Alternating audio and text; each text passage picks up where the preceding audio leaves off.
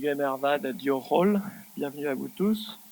Comme je sens que l'ambiance bretonne est lancée ce matin, euh, je voulais dire plusieurs choses. D'abord, mon intervention sera quand même plus courte aujourd'hui, puisque je crois que le programme est assez chargé. Voilà. La première chose que je voulais dire d'abord, c'est que, avant de commencer mon intervention, nous sommes donc dans les visites pastorales qui vont durer 6 ans normalement, enfin maintenant un peu moins. Puisque je visite les 20 paroisses en faisant 3 par an. Et le fait que nous ayons lié donc les visites de tutelle avec les visites pastorales, j'y découvre de plus en plus l'importance, si vous voulez, du lien qu'il y a entre les écoles et la paroisse dans énormément de choses. C'est-à-dire, évidemment, c'est les mêmes familles, c'est les enfants, etc. Et c'est tous les liens qui peuvent se tisser aussi pour développer la catéchèse ensemble. Et personnellement, je suis très intéressé par ces visites, les résultats des visites de tutelle aussi, puisqu'on me donne aussi un rapport. Et puis la rencontre que j'ai avec vous-même, les chefs d'établissement, les différentes paroisses. Je regrette un petit peu évidemment dans ces visites qu'elles ne soient pas plus longues, parce que on n'a pas beaucoup de temps, on a souvent 1 heure et demie, quelquefois 2 heures, mais c'est vrai qu'on a tellement de sujets à aborder. On aborde en général la question pastorale, évidemment, comment ça se passe, la catéchèse, l'annonce de la bonne nouvelle. Mais c'est vrai que c'est important aussi pour moi de vous entendre sur ce que vous vivez dans vos établissements, le défi de l'éducation aujourd'hui. Voilà. On a eu l'occasion de le faire, mais souvent ça dépend du nombre de chefs d'établissement qui sont là, quoi. Plus il y en a, et plus le tour de table est long, et donc c'est plus difficile. Mais en tous les cas, je voudrais vous dire que je suis très heureux de vous recevoir dans ces occasions. Et pour moi, bon, même si je ne me souviens pas toujours des noms de chacun, mais ça me permet quand même de vous écouter, de vous entendre aussi sur voilà, cette belle responsabilité que vous avez, que vous essayez d'exercer là où vous êtes. Alors tout à l'heure, on a eu un bagad, on a eu un cercle celtique.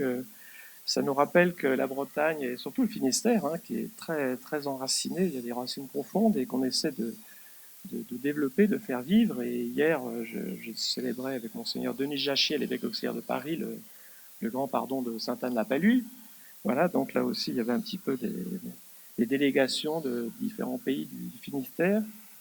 Et c'est vrai que on se rend compte de l'importance des racines. Voilà, hein, je trouve que pour nous, c'est profond, mais on se rend compte aussi que autant les racines sont profondes et on y est très attaché, autant l'arbre qui a poussé, les branches et les feuillages ont beaucoup changé, voilà, pendant des années et continuent à changer. Et c'est un petit peu l'objet de cette intervention, c'est-à-dire de dire, mais on vit quand même des transformations considérables finalement dans la manière de vivre l'Église. Et il y a un lien évidemment entre la vie de l'Église, la vie des paroisses, et puis la vie des établissements scolaires qui sont en lien avec ces paroisses et en lien avec le diocèse. D'abord, je vous rappelle qu'un diocèse, c'est pas d'abord quelque chose. Enfin, si, il y a une organisation, bien sûr, une administration, tout ça, mais c'est d'abord une mission, en fait, que le Seigneur nous a confiée, voilà, d'annoncer la bonne nouvelle, de la faire connaître. Et l'évêque lui-même, il est le pasteur, il est là d'abord comme pasteur. C'est d'abord un pasteur, c'est d'abord, il est là au nom du Christ pour annoncer la bonne nouvelle. Et en tous les cas, prendre soin des personnes. D'ailleurs, le mot curé, ça veut dire celui qui prend soin. Voilà. Et on voit bien que dans le Finistère, il y a eu, et en Bretagne en général, il y a eu énormément de communautés religieuses, hommes et femmes, se sont formés pour fonder des hôpitaux, des dispensaires, des orphelinats. À Plougastel-la-Houlas, on a encore les sœurs de Saint-Thomas-de-Villeneuve, etc. Et des asiles de vieillards, et enfin, tout ce qui était nécessaire, au fond, pour prendre soin des personnes. Et bien entendu, aussi, bien sûr, de l'école, j'allais dire en premier même, puisque les écoles, c'était une des premières missions aussi de l'Église, c'est de fonder des écoles, d'assurer l'éducation des garçons et des filles. Voilà, et ça, c'est un énorme défi de toujours. Et aujourd'hui, ce défi continue, bien entendu. Alors, on voit bien que les changements, il y en a eu énormément. Bon, il y a eu des changements historiques, puisqu'on sait bien qu'à la Révolution, tous les diocèses ont été dissous. Et puis, c'est les départements qui ont été créés en 1790. Et du coup, le Finistère, qui avait 2 diocèses, le Léon et puis la Cornouaille, finalement, on en a fait un seul diocèse. Bon, je ne te passe les détails parce qu'ils ont mangé aussi des petits bouts des autres diocèses à côté, de Tréguier et de Vannes.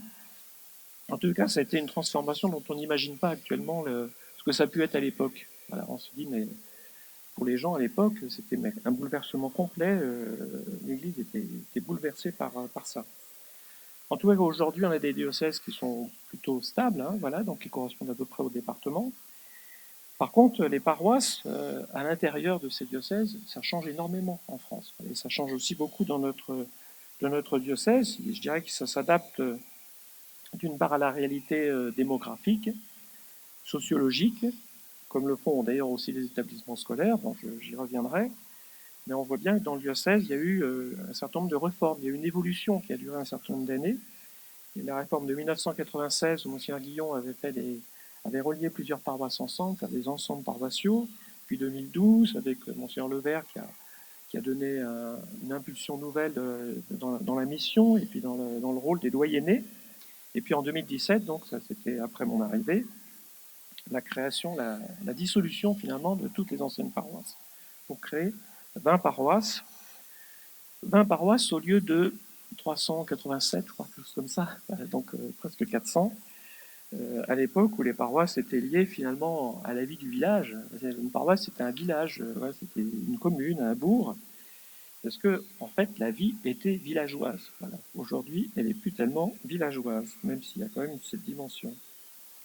En tous les cas, ces bouleversements, ils ont plusieurs, on voit bien, il y a plusieurs causes. Il y a d'abord le phénomène de la disparition de la religion sociologique, voilà, qui était instituée au profit d'une religion de conviction. Et là, évidemment, ça change énormément de choses, puisque seuls ceux qui vraiment sont convaincus vont venir à la messe, vont pratiquer, vont catéchiser leurs enfants, etc. Donc, effectivement, la pratique religieuse, en l'espace de très peu de temps, finalement, 60 ans, 70 ans, a énormément diminué. Le nombre de prêtres va avec, évidemment, ça correspond. En tout cas, c'est une transformation assez profonde de tout l'Occident chrétien, mais particulièrement en France, c'est vrai. Et même si le phénomène est complètement différent pour les terres de mission, puisqu'en Afrique, c'est l'inverse. En Afrique, en Asie, en Amérique latine, aujourd'hui, on crée des paroisses. Beaucoup. On crée des nouveaux diocèses, on crée des nouvelles paroisses. Et ils n'ont jamais eu, finalement, la forme sociologique qu'a eu l'Église en Europe. Voilà, donc pour eux, c'est des terres de mission et ça se développe d'une façon complètement différente. L'Église, c'est pas seulement l'Europe. Voilà, on oublie quelquefois, mais aujourd'hui, le centre de gravité de l'Église, il s'est déplacé plutôt en Amérique latine ou en Afrique. Et c'est pour ça qu'on n'a pas d'ailleurs d'Amérique latine. Là, ça a basculé. Et puis évidemment, il y a eu aussi sur nos territoires des changements sociologiques très importants. Je pense à l'exode rural, bien sûr, dû à l'évolution de l'agriculture aussi, qui a été remplacé dans nos petites communes. Je dis ça pour Philippe Delorme aussi, pour comprendre un peu le Finistère. Bah, on a toujours du monde dans nos communes aussi, parce que ça a été remplacé par des gens qui ne font pas de l'agriculture, mais qui travaillent ailleurs. Donc c'est plutôt du urbain, voilà, qui est venu s'implanter.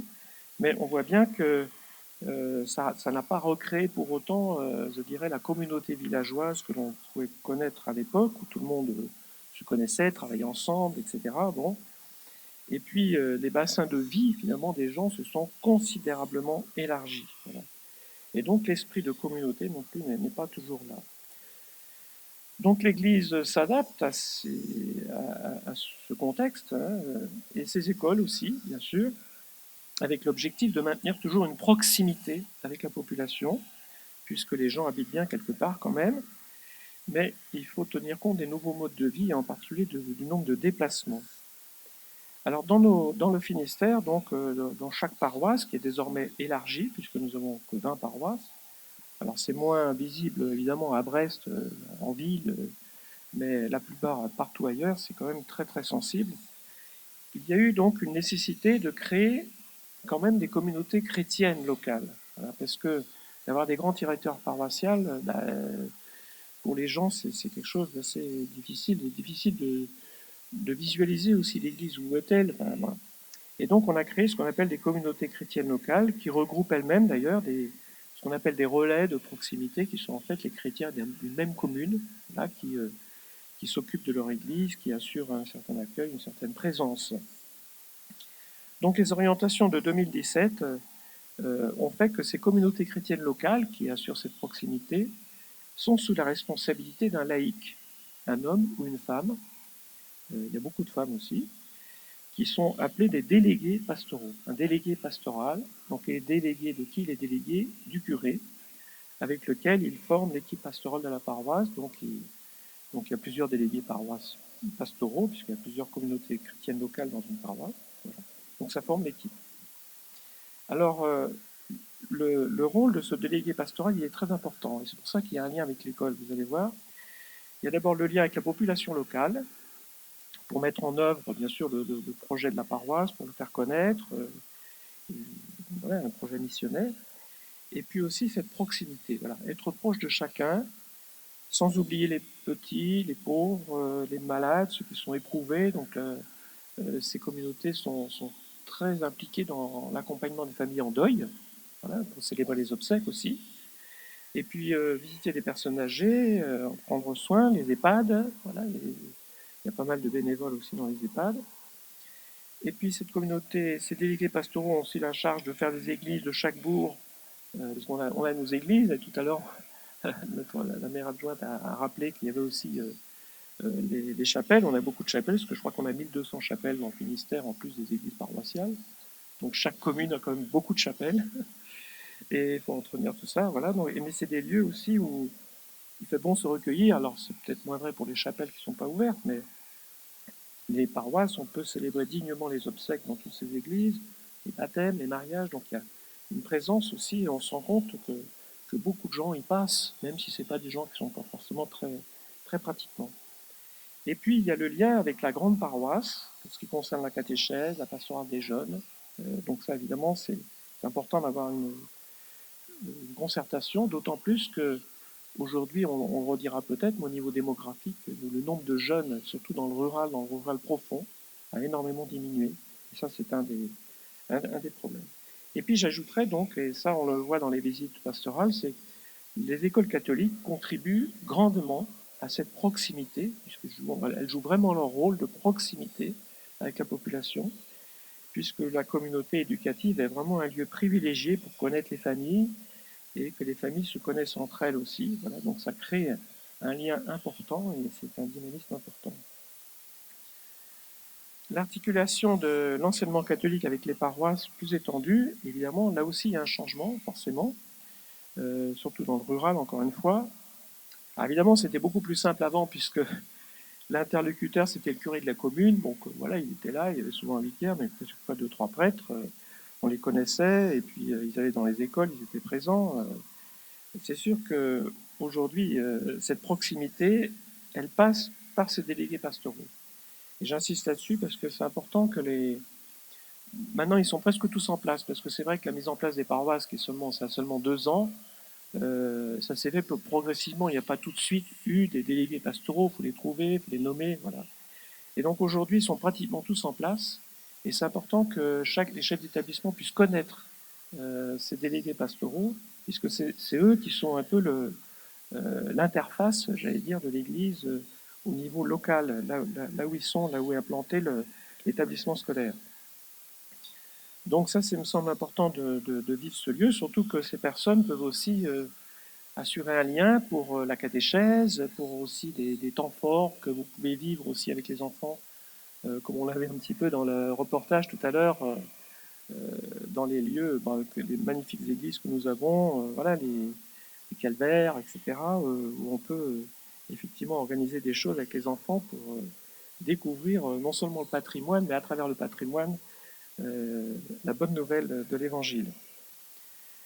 Alors, on a beaucoup évoqué dans les établissements la question de la catéchèse, puisque c'est vrai que aujourd'hui, avec ces grandes paroisses, avec finalement des familles qui sont de plus en plus éparpillées, hein, entre le lieu du travail, le lieu des courses, le lieu des écoles, des collèges, etc., c'est devenu beaucoup plus compliqué pour les familles, pour les parents, j'allais dire, d'aller inscrire leur enfant encore d'un côté, c'est encore un autre endroit où ils vont inscrire leur enfant au catéchisme. Mais évidemment, c'est plus simple quand la catéchèse a lieu dans l'établissement, puisque voilà, tout est organisé pour ça, et on se rend compte que lorsque cette catéchèse est organisée dedans, et ben, finalement, il y a beaucoup plus d'enfants qui s'inscrivent au catéchisme. Forcément, même s'ils ne sont pas tous obligés dans l'établissement d'y aller, mais il me semble que c'est une réflexion qui est importante aujourd'hui et qu'on doit poursuivre. Alors après, il y a un défi sur lequel la paroisse n'a pas beaucoup de prise, évidemment, c'est le problème de la démographie. Hein. On ferme des écoles, voilà, on avait fermé Ouessant, on a fermé des écoles, et on voit bien que tout ça, ça rentre dans un processus qui fait que toutes ces évolutions de population, il faut bien qu'on s'adapte, et c'est toujours très très douloureux de s'adapter de cette façon-là. Mais on est là aussi pour aider, et je pense que c'est important que ces changements, ces mutations, ces fermetures même d'écoles puissent se vivre dans la concertation et puis en lien aussi avec l'église locale, qui connaît bien le territoire, qui est bien implantée, de façon à ce que ça puisse se faire et de la meilleure façon. Voilà, je voudrais finir par un texte, un petit passage du pape de la joie de l'Évangile que je trouve important, puisque les écoles catholiques rentrent bien justement dans ces communautés, j'allais dire, toutes ces petites communautés, ces mouvements qui sont implantés localement et qui œuvrent pour l'annonce de la bonne nouvelle. Voilà ce que dit le pape. Les autres institutions ecclésiales, donc en dehors de la paroisse, communautés de base, petites communautés, mouvements et autres formes d'associations, sont une richesse de l'Église que l'Esprit suscite pour évangéliser tous les milieux et secteurs. Souvent, elles apportent une nouvelle ferveur évangélisatrice et une capacité de dialogue avec le monde qui rénove l'Église. Mais il est très salutaire qu'elles ne perdent pas le contact avec cette réalité si riche de la paroisse du lieu et qu'elles s'intègrent volontiers dans la pastorale organique de l'Église particulière. L'Église particulière, c'est le diocèse. Cette intégration évitera qu'elles demeurent seulement avec une partie de l'Évangile et de l'Église ou qu'elles se transforment en nomades sans racines. Donc, ben voilà, tous les défis que l'Église a surmontés aujourd'hui, nous les vivons. Et je voudrais vous redire, pour finir, la grande confiance que j'ai en vous. Voilà, et de sentir qu'il y a vraiment une cohésion aussi dans ce diocèse, entre les chefs d'établissement, pour faire grandir ben voilà, ce défi d'éducation et que nous avons tous à porter ensemble, qui est aussi magnifique. Et puis aussi l'annonce de la bonne nouvelle qui est aujourd'hui un des grands défis de l'heure actuelle, c'est-à-dire de faire connaître la joie de croire, voilà, et à quel point cette joie de croire, elle nous transforme profondément et elle nous remet debout aussi dans une société qui est parfois bien compliquée. Voilà, merci à tous.